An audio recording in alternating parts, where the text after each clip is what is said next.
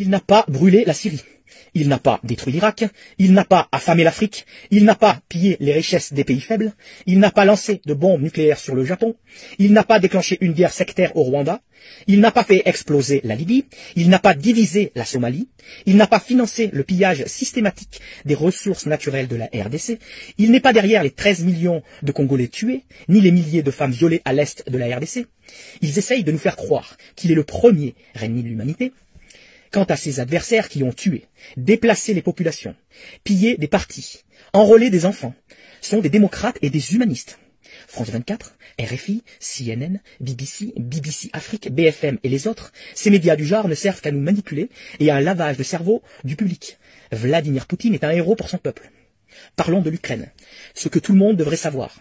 Cela fait 8 ans, depuis la signature des accords de Minsk, que la guerre est présente en Ukraine. Cela fait 8 ans que les cadavres des indépendantistes du Donbass s'entassent.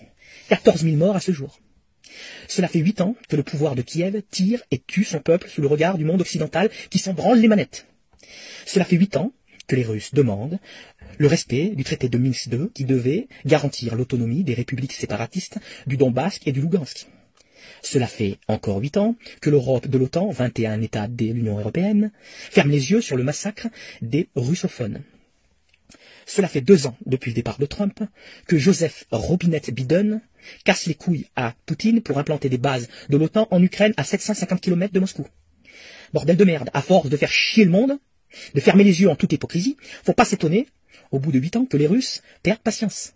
Pour le moment, il ne s'agit que d'une leçon militaire donnée par les Russes, qui ne tiennent pas à toucher la population ukrainienne, mais à juger le nazi Zelensky, maître d'œuvre de tout ce naufrage qui se cache derrière l'Europe, complice, et l'OTAN pour se faire la Russie de Poutine.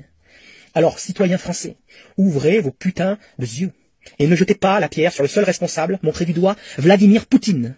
Regardez plutôt vers cette Europe pourrie, jusqu'à la moelle, intéressée par les seules richesses de l'Ukraine, qui pendant 8 ans a laissé les russophones se faire massacrer par Zelensky, sachant très bien que Poutine n'aurait d'autre choix que d'intervenir.